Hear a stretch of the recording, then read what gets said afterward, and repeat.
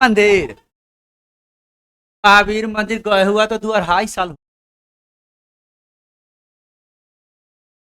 राजेश राज कहाँ है गुरु जी? आ गए, सामने हैं। श्रुति यादव, अशोक यादव। चलिए, गुड मॉर्निंग, गुड मॉर्निंग।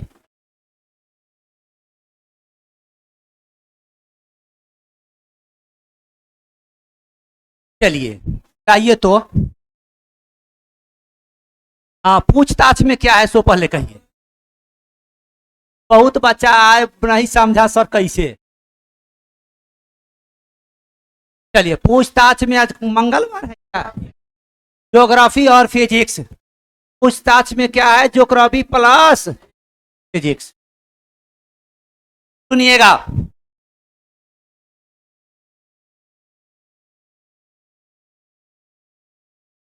वर्तमान में सबसे ऊंचा झील किसको माना जा रहा है?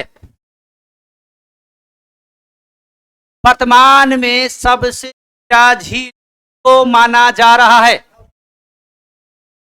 काजीन सारा। कौन है आपको? काजीन सारा। और काजीन सारा जो झील है वो कहाँ स्थित है चेला? नेपाल। लगभग माना जा रहा है 500 मीटर है। क्या आपको? 500 मीटर। क्लियर? तिलोचा के बाद है तिलोचा झील। कौन है आपको? तिलोचा झील। और तिलोचा झील क्या है? लगभग तिलोचा झील भी जो है आपको नेपाले में है चेला। ये लगभग 3919 मीटर है। तो सेकेंड ए। ऐसे इससे पहले सबसे ऊंचा झील था कौन? काका झील। कौन था आपको? टीटीकाका झील। टीटीकाका झील। एक काजीन सारा, सबसे ऊंचा झील यही होने जा रहा है। और तिलोचा झील सेकेंड में आ जाएगा 3919 मीटर। ये भी आपको कहाँ है? नेपाल में। बाकी झील का टॉपिक आएगा ना तो अपने उसारा हो जाएगा। विश्व में सर्वाधिक लवणता वाला झील कौन है? वान झील। विश्व में सर्वाधिक लवणता वाला झील यानी सबसे ज्यादा लवणता किस झील में है? तो वान झील। चाहिए आपको वान झील। और वान झील चेला कहाँ स्थित है? तुर्की में। सही है आपको? तुर्की में। विश्व का सबसे बड़ा झील कैस्पियन सागर। सही है? विश्व में सबसे बड़ा झील कौन है आपको? कैस्पियन सागर। सही है आपको? कैस्पियन सागर। हाँ, अब कैस्पियन सागर कहाँ स्थित है? और रूस में। सही है? विश्व का सबसे बड़ा झील भी कहेंगे तो कैस्पियन सागर। अब विश्व में सबसे बड़ा खारापन वाला या लवणता वाला झील भी कैस्पियन सागर। यानी सबसे बड़ा झील भी और सबसे बड़ा लवणता वाला झील भी, दोनों कौन? कैस्पियन सागर और रूस। लेकिन सर्वाधिक लवणता, क्योंकि 100 ग्राम इसका भी पानी लेंगे और 100 ml यानी 100 ग्राम उसका भी, तो ज्यादा मात्रा लवणता का किसका होगा? आपको वान झील। इसलिए सर्वाधिक लवणता वाला झील कहेंगे तो वान झील तुर्की। और सबसे बड़ा झील और सबसे बड़ा लवणता वाला झील अगर दोनों कहेंगे तो कैस्पियन सागर रूस। विश्व में सबसे बड़ी मीठे पानी या ताजे पानी का झील, विश्व का सबसे बड़ा मीठे पानी का झील या ताजे पानी का झील कौन है? तो कौन? सुपीरियर झील। सही है आपको? सुपीरियर झील। और सुपीरियर झील कहाँ स्थित है? यूएसए यानी उत्तरी अमेरिका। सही है आपको? उत्तरी अमेरिका, यूएसए। विश्व की सबसे गहरी झील बैकाल झील। सबसे गहरी झील कौन है? बैकाल झील। और बैकाल झील भी कहाँ स्थित है आपको? और रूस में। सही है आपको? और रूस में। किस झील को हनीमून झील कहा जाता है? हनीमून झील। टीटीकाका झील को हनीमून झील भी आपको कहा जाता है। लेकिन वहां बंद कर दिया, लोग घूमने जाता था, धकेल देता था। ठीक है? झील उल में नहीं जाना है, ध्यान रखना है। है, अगर जीना है तो। तो हनीमून झील किसको कहा जाता है? तो टीटीकाका झील, नौगम्य झील, टंगानिका झील।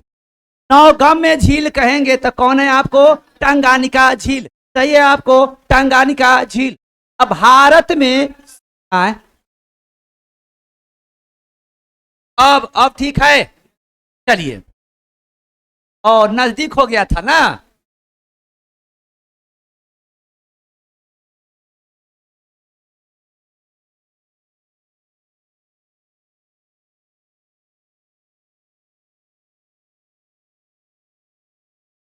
आईएनएस अरिहंत है, आईएनएस तालकी है, आईएनएस चक्र है, आईएनएस विराट है, आईएनएस क्रांत है, आईएनएस कावेरी है, ये सब है। सुनिएगा, तो भारत का सबसे बड़ा झील, भारत में सबसे बड़ा झील चिल्का झील, वुलर झील। भारत का सबसे बड़ा झील, ध्यान रखिएगा, भारत का सबसे बड़ा झील अगर कहेंगे तो कौन? वुलर झील। सही है आपको, वुलर झील। अब भारत का सबसे बड़ा मीठे पानी का झील भी कौन? वुलर। यानी भारत का सबसे बड़ा झील भी और भारत का सबसे बड़ा मीठे पानी का झील भी, दोनों का आंसर कौन हो जाएगा चेला? कौन है आपको? वुलर झील। बिहार पुलिस में इतना कॉपी में लिखा देते हैं, पूछताछ होता है। किसी काम में जाइएगा ना तो नहीं हो लड़ेगा तो 20 गो से कम नहीं लड़ेगा। खाली खाली कॉपी पढ़ के चल जाना है। जैसे मान लिया जाए एग्जाम नजदीक आ जाता है, बच्चा को लगता है क्या पढ़े, नहीं, तो उस समय आपको कुछ नहीं पढ़ना है, चुपचाप तू ये वो काम करना है, कॉपी पढ़ के ट्रेन पकड़ लेना है इना कि दौड़ते चल जाना है सेंटर पर। ठीक है। तो ध्यान देखिएगा। हाँ, एक बार दरोगा में 67-68 को क्वेश्चन लड़ा दिए ना कॉपिए से। इतना करंट लिखाते, 10 गो करंट पूछेगा, वो में 8 गो करंट कॉपिए से रहेगा। आपको ज्यादा कुछ नहीं कहते, ज्यादा से ज्यादा कॉपी पढ़िए, जितना बात बस उतना ही पढ़ना। कंपटीशन में ये भी मायने रखता है क्या नहीं, क्या पढ़ना है क्या नहीं पढ़ना है। पढ़ना है उतना पढ़ेगा तो आदमी को बड़ा लेट लग जाता है, तो ओकरा बाद नौकरी न होगा, लेकिन मास्टर जरूर हो जाइएगा। हाँ, मास्टर का जिंदगी ठीक नहीं है। हम चाहते हैं कि आप लोग को जॉब हो, क्या आप लोग मास्टर हो जाइएगा तो हम ही लोग के पेट पर लात न मारिएगा है। नहीं। तो अलग अलग जिला में भी बहुत सारा है, जाके चेला सा खोल दिया है, चला रहा है, अच्छा चलता है सब। हाँ, नहीं नहीं नहीं, जॉब लेना है तो आइए। हाँ, तो सबसे बड़ा झील भी कहे तो कौन? वुलर। और सबसे बड़ा मीठे पानी का झील भी कहे तो कौन? ये दोनों अगर कहेंगे तो कौन? ये आपका वुलर झील। सबसे बड़ा झील भी और सबसे बड़ा मीठे पानी का अर्थ होता है ताजा पानी ना। दोनों में सबसे बड़ा कौन? देखिए, सबसे बड़ा लवणता वाला झील का झील कौन है आपको? सबसे बड़ा लवणता, सबसे बड़ा लवणता वाला झील कौन है आपको? चिल्का झील। और सर्वाधिक लवणता, वाह रे वाह, सांभर, यानी सर्वाधिक लवणता, सर्वाधिक लवणता तो कौन हो जाएगा? सबसे बड़ा वुलर, सबसे बड़ा लवणता वाला झील, सर्वाधिक लवणता वाला झील आए ना। सर्वाधिक का प्रतिशत ना हुआ, यानी 100 ग्राम इसका भी पानी लीजिए, 100 ग्राम, तो मात्रा लवणता का किसमें ज्यादा होगा? यानी सर्वाधिक, क्या सर्वाधिक कहने का अर्थ की प्रतिशत। जैसे वान झील का कैसे प्रतिशत ज्यादा है? सबसे बड़ा खारेपन वाला झील लवणता वाला कौन? कैस्पियन सागर। और सर्वाधिक लवणता वाला झील कौन? वान झील। का अर्थ है कि दोनों का पानी अगर हम लेंगे तो मात्रा अगर एक ही रहेगा तो भी लवणता का मात्रा ज्यादा होगा। किसमें? वान झील में या यहाँ सांभर झील में। जबकि एरिया ज्यादा किसका है? लवणता में चिल्का का। अब पूरा ओवरऑल ज्यादा क्षेत्रफल किसका है? भारत में। वो मीठा हो या लवणता हो, दोनों मिलकर कौन? उलर झील। तो ध्यान रखिएगा, ये चिल्का झील कहाँ स्थित है और सांभर झील कहाँ है? भारत का सबसे बड़ा समुद्री झील चिल्का झील ना। हाँ, सबसे बड़ा सागरीय झील। अगर ये भी कहे कि भारत का सबसे बड़ा लैगून झील, ये भी भारत का सबसे बड़ा सागरीय झील, भारत में नौसेना पर सबसे बड़ा झील, यानी भारत का नौसेना अड्डा पर सबसे बड़ा झील कौन है? सबसे बड़ा सागरीय झील, सबसे बड़ा लैगून झील, सबसे बड़ा लवणता वाला झील। चिल्का झील कहाँ है? भारत का सर्वाधिक लवणता वाला झील सांभर झील। सांभर झील कहाँ है? सर्वाधिक प्रतिशत लवणता का मात्रा किस झील में? सांभर झील। अब जाके खिल यार, बुलर झील नहीं जानते हैं? उसके बाद आइएगा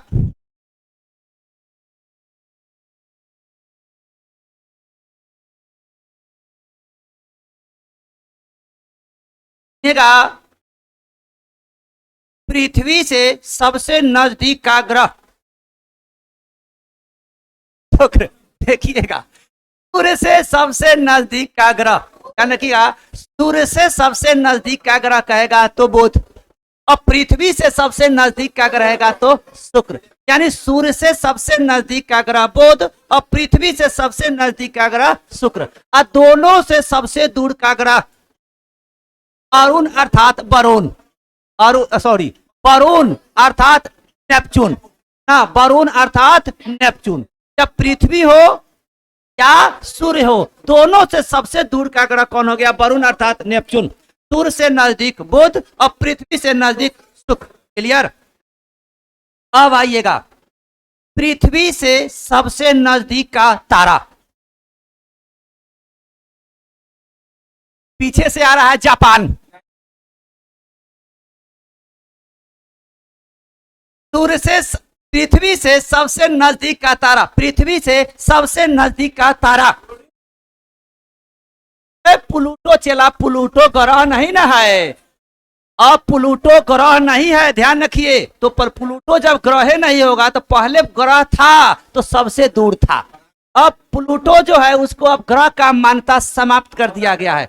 2006 के प्राग सम्मेलन में, 2006 के प्राग सम्मेलन में प्लूटो को ग्रह का मान्यता समाप्त करके एक बौना ग्रह का आपका उपाधि दे दिया गया है। अब ठीक है, ठीक है। वरुण अर्थात नेपच्यून। तो पृथ्वी से सबसे नजदीक का तारा सूर्य। सूर्य एक प्रकार का क्या है? तारा है। तो पृथ्वी से सबसे नजदीक का अगर कोई तारा कहेगा तो कौन? सूर्य। और सूर्य के बाद प्रॉक्सिमा सिंटोरी। तो पृथ्वी से सबसे नजदीक का तारा पहले में सबसे नजदीक होगा सूर्य, और सेकेंड में सबसे नजदीक होगा कौन? प्रॉक्सिमा सिंटोरी। सूर्य के बाद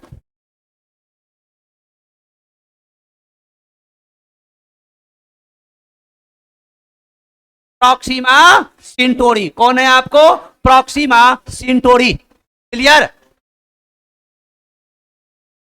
अब आइएगा, सर्वाधिक उपग्रह वाला ग्रह कौन है वर्तमान में?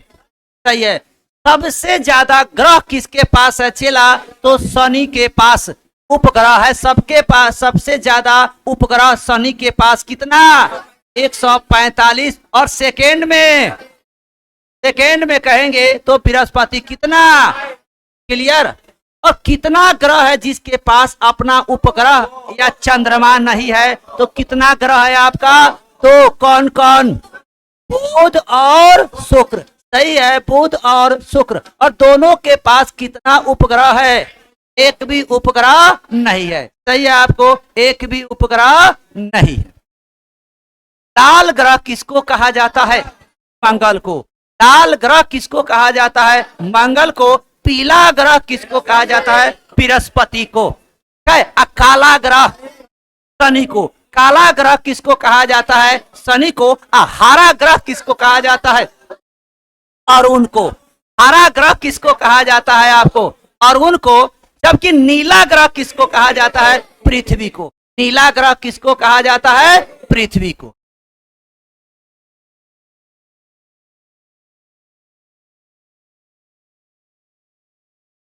देखिएगा, आप बताइएगा, उष्मा अदिश है या सदिश?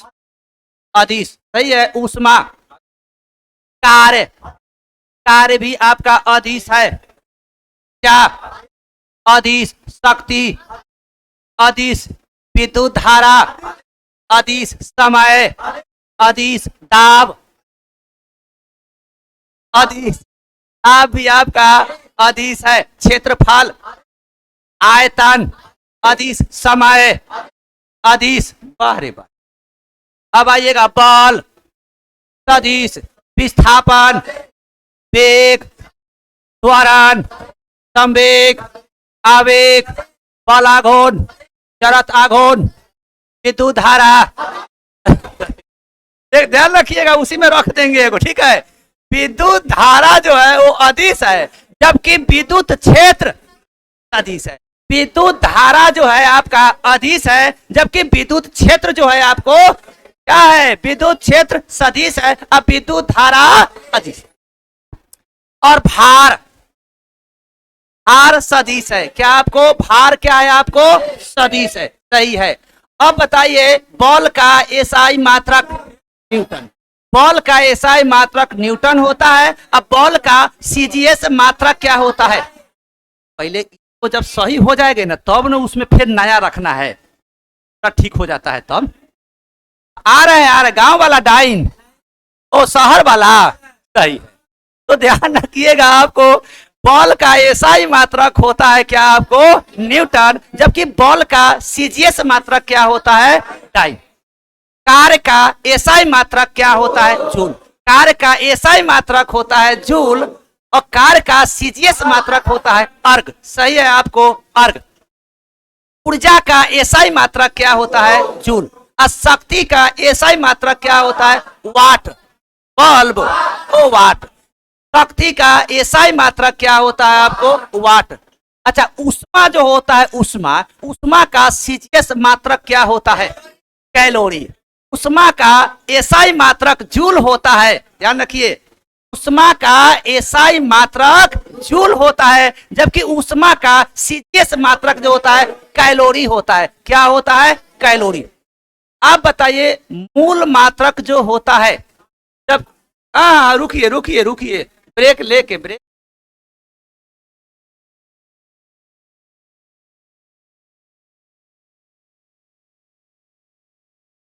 तब आपको शुरू पढ़ाए होंगे। देखिए, मात्रक में एक मात्रक होता है एफपीएस। इसका फुल फॉर्म क्या होता है? सही है, फुट पाउंड सेकेंड। सही है, फुट पाउंड सेकेंड। अब फुट पाउंड सेकेंड को ब्रिटिश भी कहा जाता है, ब्रिटिश पद्धति के नाम से भी जाना जाता है। एसआई मात्रक का full form international of system. सही है, इंटरनेशनल ऑफ सिस्टम का ही आपका संकेत होता है SI. MKS metre KG second. Metre KG second. Metre KG second. CGS centigram second. सही है, सेंटीग्राम सेकेंड। लेकिन एसआई पद्धति में मूल मात्रकों की संख्या कितनी होती है? सही है, एसआई पद्धति में मूल मात्रकों की संख्या कितनी है? 7। ये वर्तमान में 7 है, लेकिन पहले कितना था? 6। तो 6 में वो कौन बढ़ा? कौन मोल बढ़ा? तो मोल आ जाने के कारण एसआई पद्धति में मूल मात्रकों की संख्या कितनी हो गई? 7.5 और 7 सही है आपको 7। लेकिन एसआई पद्धति कब से प्रारंभ है? 1960 से। एसआई पद्धति आपको कब आया? तो 1960 में। लेकिन एसआई पद्धति का विकास कब हुआ? 1971 में। एसआई पद्धति का विकास कब हुआ? तो 1971 में। जबकि एसआई पद्धति का प्रारंभ कब हुआ? तो 1960 में। 1971 में ही मूल मात्रकों में मोल को क्या कर दिया गया? जोड़ दिया गया। पहले एसआई पद्धति में मूल मात्रकों की संख्या 6 थी और एक मोल बढ़ जाने के कारण 1971 में मोल जुड़ गया, जिसके कारण एसआई पद्धति के मूल मात्रकों की अब संख्या कितनी हो गई? 7 हो गई है। सही है आपको 7। तो विकास कहेंगे एसआई पद्धति का विकास आपको कब? और एसआई पद्धति का प्रारंभ कब? 1960। सही है आपको 1960 सही है। क्लियर?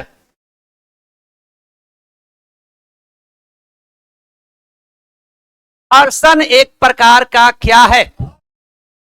प्रतिरोधी बल है। क्या है आपको? प्रतिरोधी बल है। घर्षण घर्षण पर है ना? घर्षण एक प्रकार का क्या है? प्रतिरोधी बल है। सही है आपको। ये ऐसा बल है जो आपको गति को क्या करता है? रोकने का काम करता है। क्या करता है? और रोकने का काम करता है। तो आप बताइए, घर्षण जो है, कोई चिकना अगर सामान है या कोई भी फर्श या कोई भी वस्तु अगर चिकना है तो उस पर घर्षण बल ज्यादा लगेगा कि कम? कम लगेगा। सही है, कम। खुरखुरा में, खुरखुरा अगर कोई वस्तु है तो उसमें क्या ज्यादा यानी अधिक। सही है। इसीलिए आप देखते होइएगा टाइल्स पर, फर्श पर, मौस यानी काई पर या बर्फ पर चलना आसान होता है क्या? हाँ, चलना आपको आसान नहीं होता है। थोड़ा भी अगर जल्दीबाजी करेंगे तो गिरने का चांस बन जाता है ना। अब आइएगा,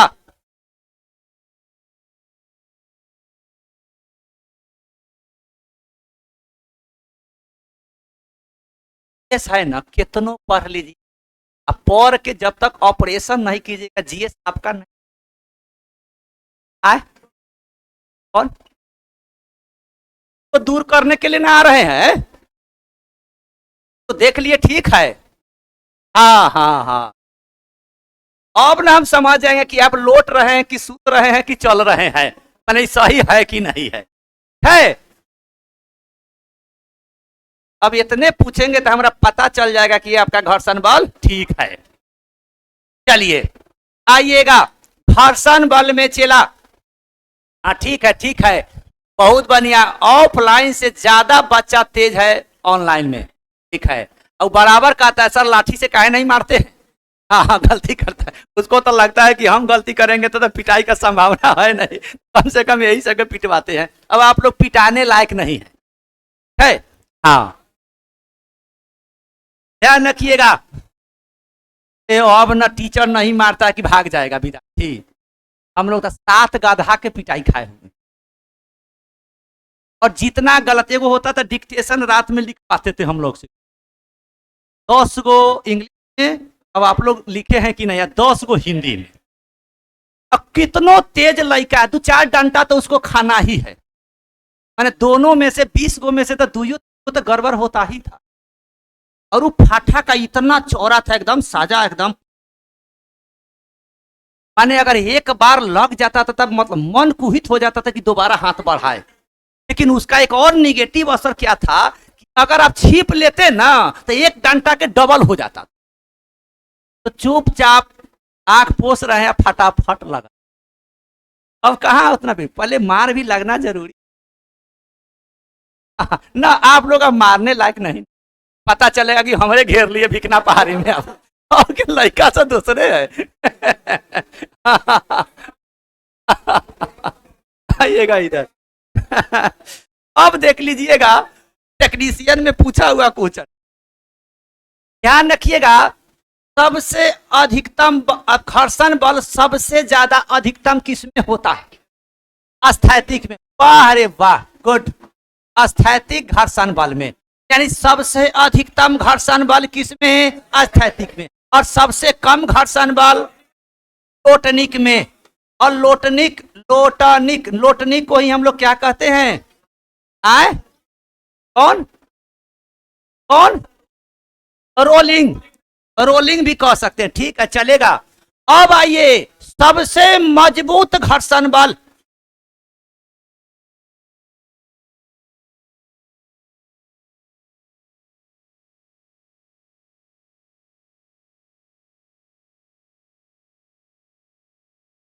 ये भी कहेंगे तो कौन?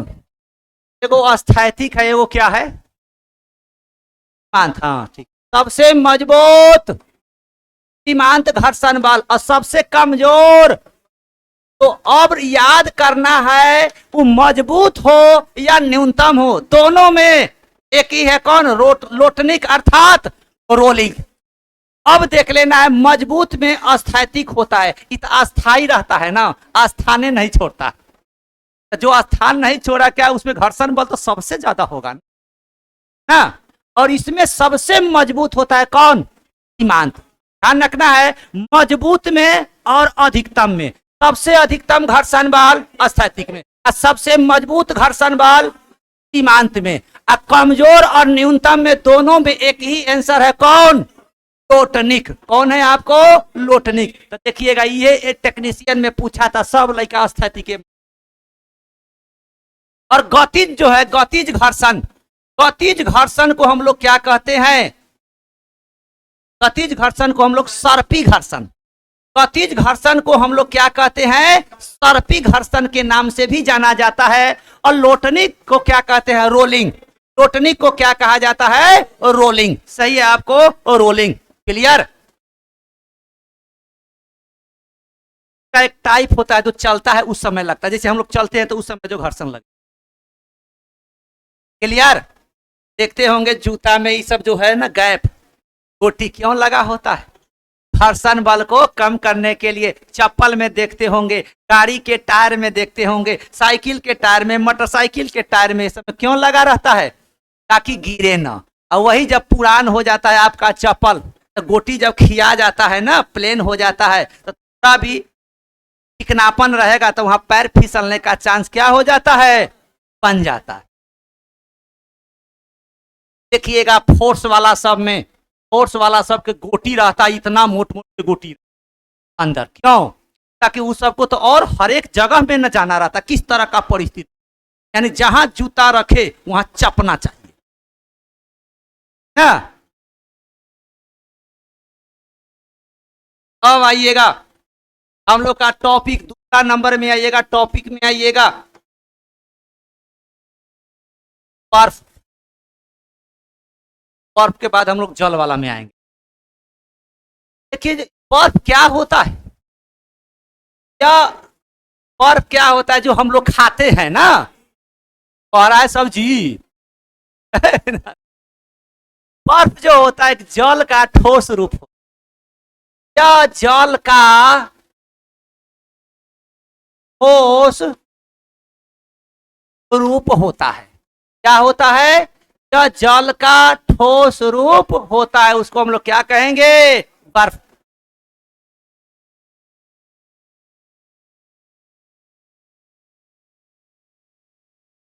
या ठोस कार्बन डाइऑक्साइड का रूप होता है। बर्फ जो होता है किसका रूप होता है? ठोस कार्बन, है ना।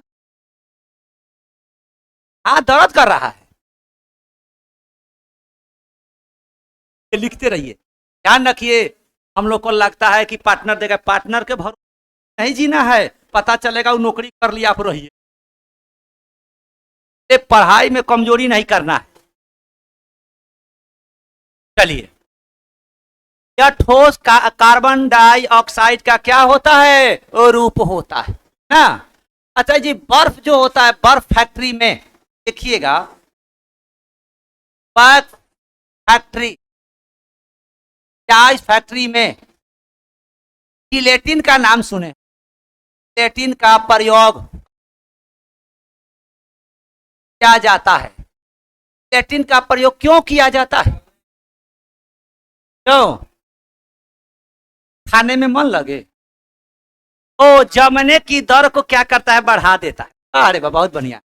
जमने की दर, जमने की दर को बढ़ा देता है। और एक और, गलने की दर, गलने की दर को हटा देता है। वाह रे वाह, बहुत बढ़िया। चलिए सीमांत, हाँ हाँ हाँ हाँ, संजू कुमार, रेणु कुमारी गुप्ता। चलिए, तो जमने की दर को आइस फैक्ट्री में देखते होइएगा, बर्फ फैक्ट्री में जिलेटिन का प्रयोग किया जाता है, इसलिए ताकि जल्दी जमे ना, या गलने की स्थिति को क्या कर देता है? कम कर देता है। गलेगा तो कभी बर्फ होगा ही नहीं। तो जमने की दर को क्या करता है? बढ़ा देता है, और गलने की दर को हटा देता है। क्लियर?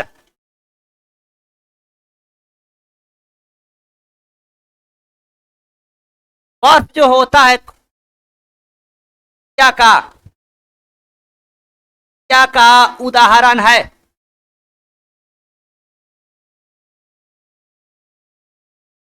भौतिक क्रिया और रासायनिक क्रिया। अभी पढ़ाए नहीं, अभी आगे पढ़ाएंगे। अब जानते हैं कि जल से हम लोग बर्फ बना देते, अब बर्फ से फिर जल बना सकते हैं कि नहीं? तो जब दोनों कंडीशन में आ सकता है तो भौतिक होगा या रासायनिक? भौतिक क्रिया। वाह रे वाह, तो किसका उदाहरण है? भौतिक क्रिया। अब देख लीजिए, भौतिक क्रिया और रासायनिक क्रिया क्या होता है।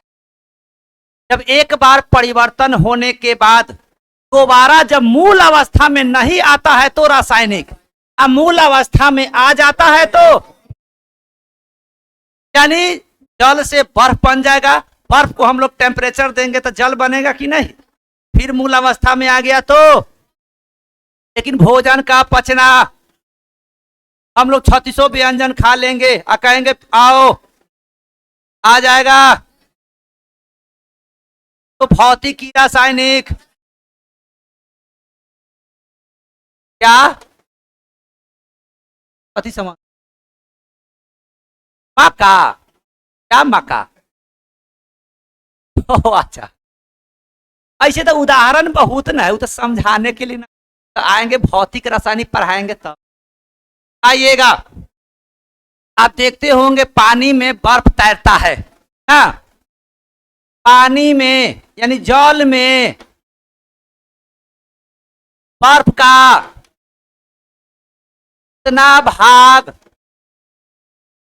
तैरता क्या दिखाई देता है? देखिए, जो तैरेगा वही ना आपको दिखाई देगा। तो कितना भाग?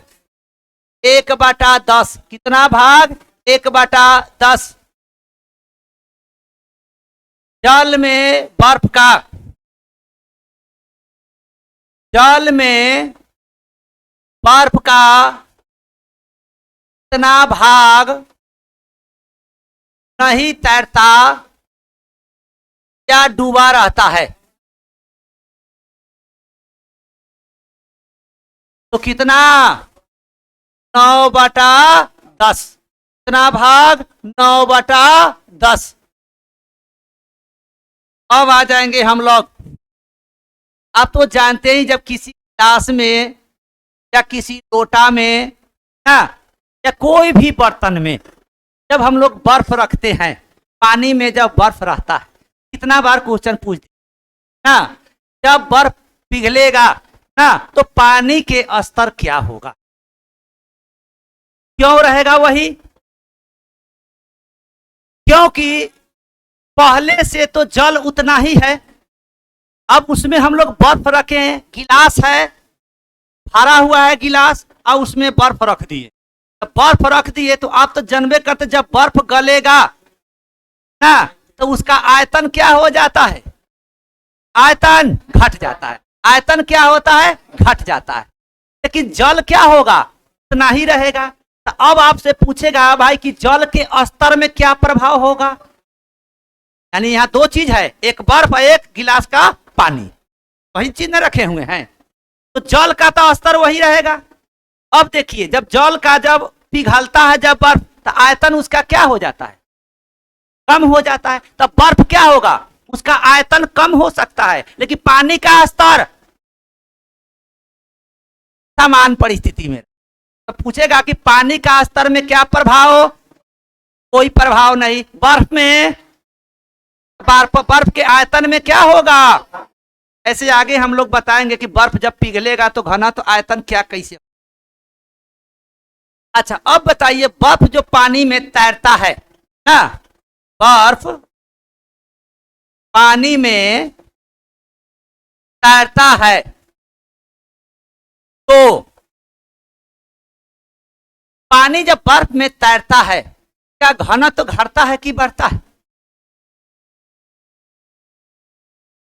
अब जानिए कोई भी वस्तु अगर तैरता है तो समझ जाइए जो चीज तैरता है उसका घनत्व कम होगा, और जिसमें तैरता है यानी पानी में तैरता है तो पानी का घनत्व क्या होगा, ज्यादा होगा, और बर्फ का घनत्व कम होगा। जैसे हाँ, जैसे हम लोग नदी में जाते हैं तैरते हैं ना, तो हम लोग जब तैरते हैं तो हम लोग छतलाते हैं ना, देखते होइएगा जब डूब जाता है तो ऐसे भी लाश छतरा ना, उस समय उसका जब पानी से ऐसे हम लोग डूब जाएंगे, तैरने नहीं आएगा, सीधे रहिए तो डूबेगा।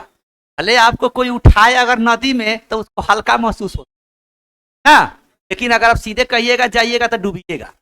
लेकिन वही जब लाश डूब कर जब तैरने लगता है उस कंडीशन में देखिएगा तो उसका डेंसिटी क्या हो जाता है, पानी के सापेक्ष में उस वस्तु का डेंसिटी कम जाता है, यानी घनत्व कमेगा, जो कम होगा ऊपर होगा, जो ज्यादा होगा वो हम ही लोग तैरते हैं। जैसे कहा जाता है कि तालाब में नदी में तैरने से ज्यादा आसान होता है समुद्र में, क्यों, क्योंकि समुद्र के पानी का घना तो ज्यादा होता है किसके अपेक्षा में, नदी और तालाब में।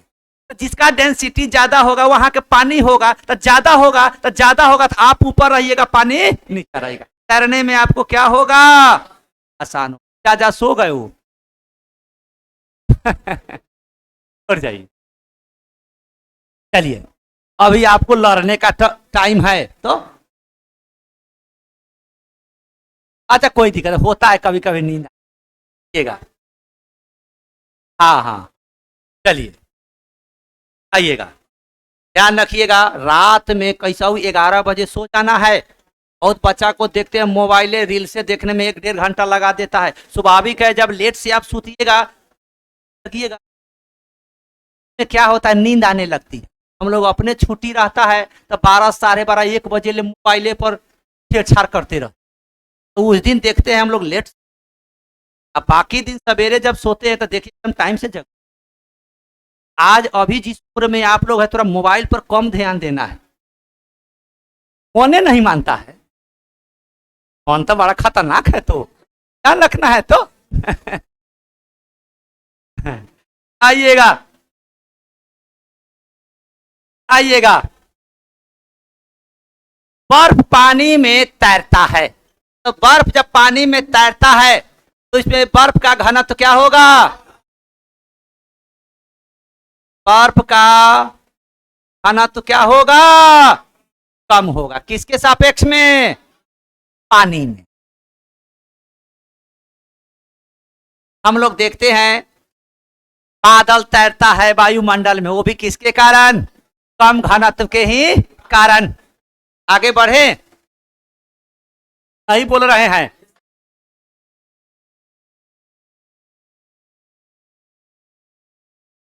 जब बर्फ पिघलता है, अच्छा जब बर्फ पिघलता है तो इसके आयतन और घनत्व पर क्या प्रभाव होगा, आयतन क्या होगा, वाह रे वाह, आयतन कम होगा, आयतन कम होगा तो घनत्व अधिकतम ना होगा, क्या ना होता है। अब आइएगा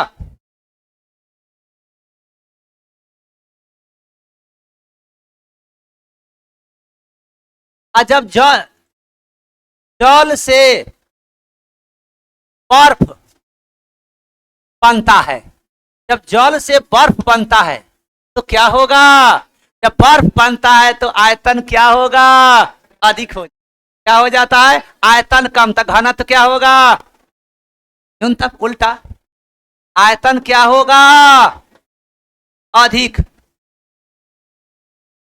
और घनत्व क्या होगा।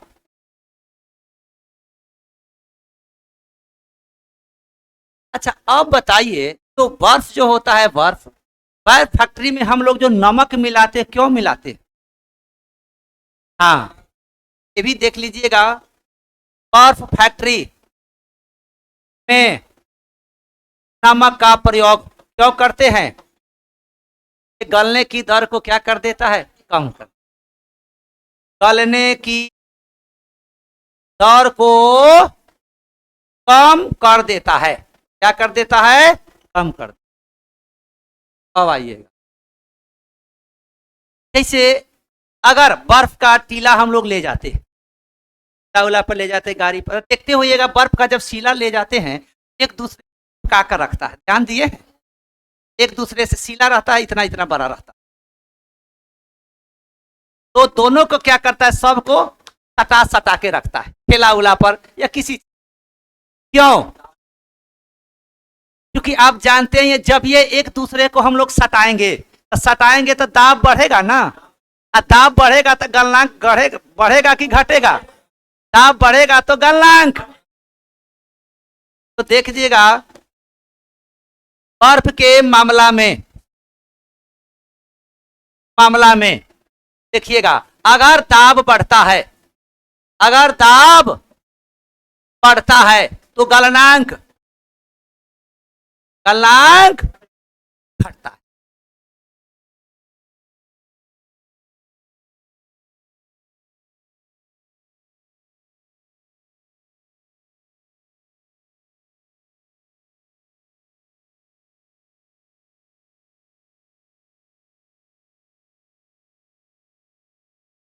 पटना में आता लड़का बड़ा कमजोर, टाइम से खाते पीते रहिएगा, तो हो एकदम भर कटोरा खाना है, भर थाली खाना है। और हमारा साथी था, तो हम लोग भोजन थाली में छोड़ देते थे, हम लोग आदत खराब था, लेकिन वो ऐसा थे, कितनो चावल एक कुकर आता तो यो शाम तक खा जाते। अच्छा रोटी के तो नाम है, रोटी तो खेबे नहीं, चावल के थे, हम लोग छोड़ देते चावल, तो साथी बैठ, चाचा चावल भगवान होता है, क्यों छोड़ रहे हैं, धराधर दाल ले लेते, सब्जी ले लेते, सब में से रख, हम लोग का आदत खराब था कि न खाने का मन है तो गया। क्लियर, नहीं बोल रहे हैं। अब आइएगा, पानी जब जमता है, जब बर्फ बनता है ना, तो हिमांक, हिमांक माने समझते हैं, जमना, अगर कोई बर्फ जमता है या कोई भी पानी जब बर्फ बनता है, उसी को हम जमना कहते हैं, फ्रीजिंग पॉइंट ना, तो बताइए सेल्सियस में कितना, अरे बा 0, अब फारेनहाइट में 32 डिग्री फारेनहाइट, केल्विन में तो 73.15, तो लगभग 273 मानिए ना, 273, गलनांक, गलनांक देखिएगा, गलनांक नहीं, कथनांक ना 100 डिग्री, कथनांक माने होता है बॉइलिंग पॉइंट, जल खौलेगा तो 100 डिग्री, यहां देख लीजिएगा, गलनांक माने कोई भी वस्तु जब बर्फ गलेगा, तो इसमें हम लोग कहेंगे ए भी 0, सेल्सियस में 32 डिग्री फारेनहाइट, केल्विन में 200, यानी आम तौर पर जो गलनांक होता है बर्फ का, वही फ्रीजिंग पॉइंट हो, ध्यान रखिए। लेकिन बर्फ जब गलता है यानी पिघलता है, बर्फ जब ढलता है तो उस समय तो उस समय तापमान क्या होता है? तापमान स्थिर रहता है। क्या होता है? तापमान रहता है। ध्यान रखिए, जब बर्फ पिघलता है तो उस समय तापमान क्या होता है? स्थिर रहता है। ऐसे तापमान बढ़ता है तो जब ये टेम्परेचर बढ़ेगा तो बर्फ जो होगा वो क्या होगा? पानी बनने लगेगा। लेकिन जिस समय वो पिघलता है उस समय टेम्परेचर में किसी तरह का अंतर नहीं होता।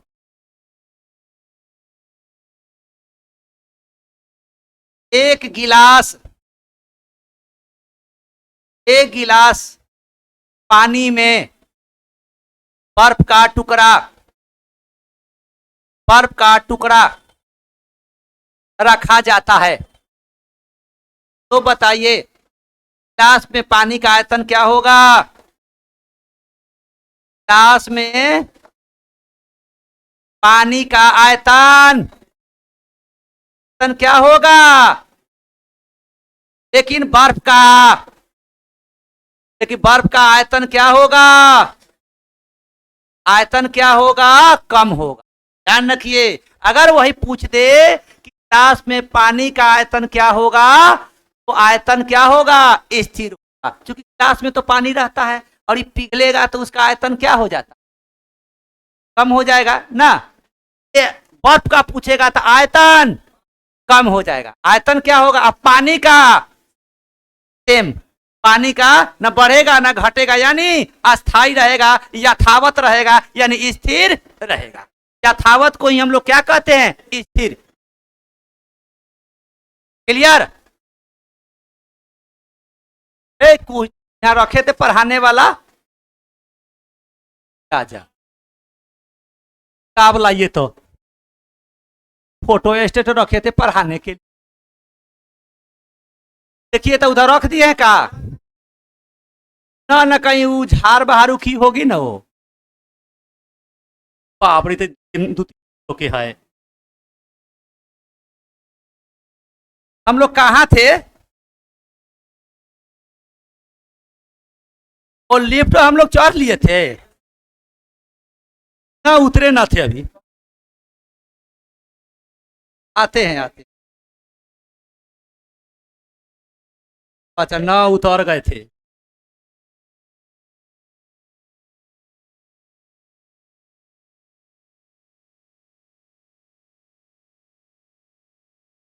ना मिल गया। देखिए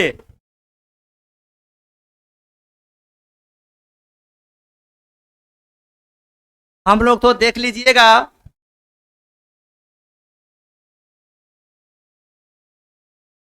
हाँ हम लोग थे। देखिए अगर किसी तरह मान स्थिति या 2% देख लीजिएगा तो उस दिन हम लोग बताए थे, मान लिया जाए गतिज ऊर्जा, ध्यान दीजिएगा, अगर वेग दुगुना ना, वेग है आपका गुना तो गतिज ऊर्जा हाफ mv² v का स्क्वायर यानी 2 का स्क्वायर 4। अब आइएगा, वेग दुगुना तो संवेग, जितना वेग होगा उतना ही संवेग होता है। p² बटा 2m होता है ना, तो उसका जितना वेग यानी वेग दुगुना तो संवेग भी, वेग 4 गुना तो संवेग भी। क्लियर? अब प्रतिशत वाला में ना क्या है आपको? प्रतिशत, आप पूछे थे ना। ओ हाँ, अब प्रतिशत वाला में आइएगा। मान लिया जाए गतिज ऊर्जा, अगर 4% क्या कर दिया गया? बढ़ा दिया गया, तो उसका संवेग क्या होगा? यानी 100 का समान 4% बढ़ गया तो कितना होगा? 104। एम भी कितना होगा आपका? v² वाला कितना हो जाएगा? 104 बटा 100 का, यही ना। अब उसके बाद हम लोग काटेंगे तो लगभग कितना हो जाएगा? 2%। कितना प्रतिशत? 2%। खाली 100 का 104 कर देना, जितना प्रतिशत बढ़ेगा। अब आइएगा, कहता है चंद्रमा पर गुरुत्वीय त्वरण का मान कितना होता है। चंद्रमा पर गुरुत्वीय त्वरण का मान चेला कितना होता है। आप तो जानते ही हैं कि चंद्रमा पर क्या वायुमंडल होता है, नहीं होता है। इसका अर्थ सब गए हुआ है, यानी वायुमंडल नहीं होता है। तो अब बताइए, जिस पर वायुमंडल नहीं होगा उसका रंग कैसा होगा, कैसा होगा, काला होगा। अब बताइए, आप तो जानते हैं कि पृथ्वी यानी ब्रह्मांड के किसी भी जगह पर किसी भी वस्तु का द्रव्यमान चेंज नहीं होता है। वो कहीं भी आप ले जाइए, तो चंद्रमा पर ले जाए, ब्रह्मांड के अंतर्गत चंद्रमा आता है कि नहीं आता है। क्योंकि ब्रह्मांड में जो चीज देख रहे हैं आंख से और जो चीज नहीं देख रहे हैं वो सब किसके अंतर्गत आता है, ब्रह्मांड। आज भी साइंस को पता नहीं है कि ब्रह्मांड कहां से शुरू हुआ है और ब्रह्मांड कहां समाप्त हुआ है। तो देखिएगा, चंद्रमा द्रव्यमान क्या होगा, द्रव्यमान क्या होगा, यानी स्थिर। क्या होगा, स्थिर। यानी द्रव्यमान में स्थिर कहने का कि कोई परिवर्तन नहीं होगा। यानी 40 केजी का कोई वस्तु द्रव्यमान वाला अगर चंद्रमा पर ले जाएंगे तो कितना होगा, 40 होगा। आप फिर वहां से आपको पृथ्वी पर ले आएंगे तो कितना द्रव्यमान होगा, 40 होगा। भिखना पहाड़ी पर 40, माउंट एवरेस्ट पर 40, छपर पर 40। है माने छत है। हाँ, अब आइएगा भार। आप तो जानते हैं कि दुनिया ब्रह्मांड में जो जगह अलग अलग जगह पर सब वस्तु का भार भी क्या होता है, अलग अलग होता है ना। यानी जो भी जगह है उसके अनुसार भार में परिवर्तन होता है। तो चंद्रमा पर किसी वस्तु का भार का क्या हो जाता है, 1/6 हो जाता है। यानी पृथ्वी पर 60 केजी का वस्तु, 60 केजी का कोई वस्तु अगर है तो उसको हम लोग चंद्रमा पर ले जाएंगे तो कितना भार होगा, 1/6 यानी 10 केजी का। और 60 केजी वाला द्रव्यमान का कोई वस्तु अगर ऊपर ले जाएंगे तो कितना होगा, 60 केजी। जबकि भार हो जाएगा, चेंज होगा कितना, 10, जबकि द्रव्यमान 60 रहेगा। क्लियर है। अब मान लिया जाए चंद्रमा पर अगर कोई विस्फोट होता है या कोई भी आवाज जो होता है सुनाई देगा हम लोग को कितने समय के बाद। चंद्रमा पर किसी भी चीज का विस्फोट, यानी वहां हम लोग दिवाली मनाएंगे तो मनाना न मनाना बात बराबर है। वहां अगर हम लोग घूमने जाएंगे, अगर आप बातचीत करने का मन हो, क्योंकि हम लोग एक दूसरे के दुख शेयर करेंगे तो पता चलेगा दुख वही का वही है, शेयर नहीं हो पाया।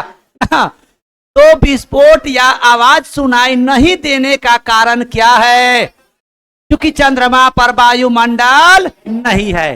अब आइएगा, चंद्रमा पर वायुमंडल न होने के कारण वहां अगर हम लोग खड़ा भी होंगे तो बड़ा अच्छा से खड़ा होंगे, नहीं तैरते रहेंगे। खड़ा होंगे तो हम लोग क्या करेंगे, तैरते रहेंगे। चंद्रमा पर तैरते रहेंगे कि गंगा में, चंद्रमा पर। सही है आपको, चंद्रमा पर। फिर आगे हम लोग बढ़ते हैं। त्वरण का मान का 1g/6 है, ठीक।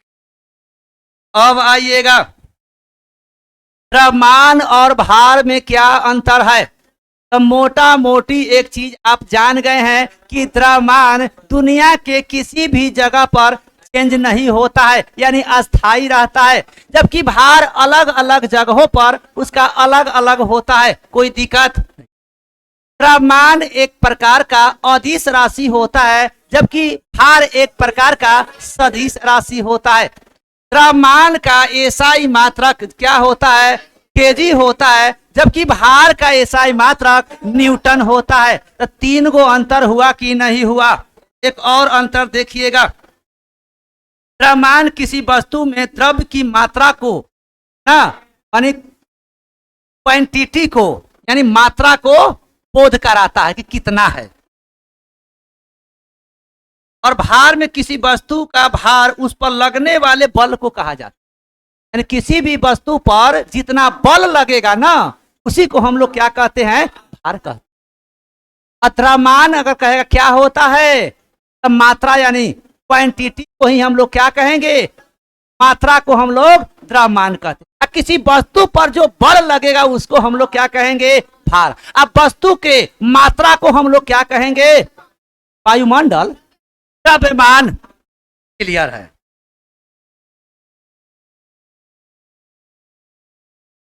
अंतरिक्ष यान के अंदर निर्वात में किसी वस्तु का भार, आप तो जानते हैं अंतरिक्ष में क्या होता है, निर्वात, और निर्वात की परिस्थिति में किसी भी वस्तु क्या होता है, उसका भार शून्य होता है। क्या होता है, शून्य होता है। अब क्या द्रव्यमान कभी शून्य हो सकता है, कभी नहीं। द्रव्यमान कभी शून्य नहीं हो सकता, जबकि भार शून्य हो सकता है। तो ये भी कारण हो सकता है कि नहीं अंतर। एक मिनट, अब देख ली, आप लोग को किताब में नहीं मिल रहा है। अरे महाराज कैसे नहीं मिल रहा है। ओ अच्छा, ना देखिए, नया पुरान में थोड़ा अंतर हो गया है चेला। सर आज टेस्ट नहीं होगा क्या, नीतीश कुमार होगा, होगा काहे नहीं होगा, होगा। आर के यादव, मुन्ना कुमार सब होगा, अशोक यादव जी, हाँ वही 2-4-5 मिनट ऊपर नीचा हो जाता, बाकी सारा होगा। कैसे नहीं मिलता, लेकिन होगा।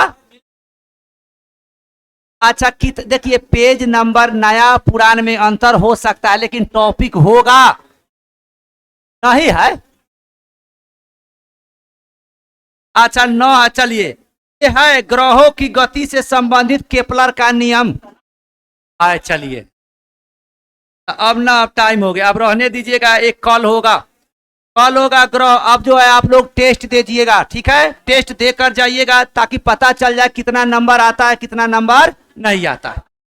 ठीक है, किनका है, चलिए अब आप लोग टेस्ट का डिस्कशन 12-15 से शुरू हो जाएगा। ठीक है।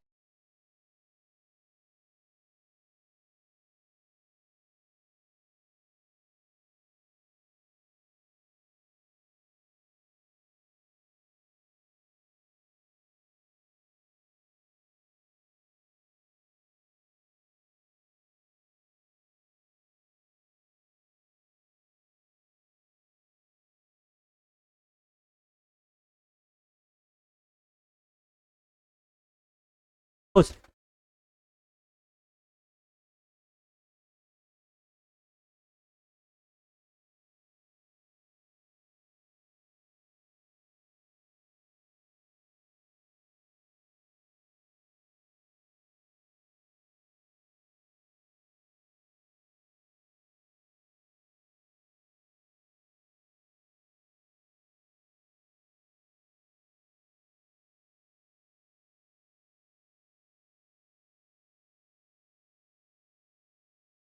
ना कहीं पुरान होगा तो न होगा,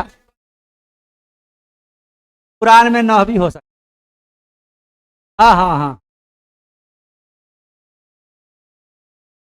ना ना, ठीक। चलिए टेस्ट वाले सब आइए।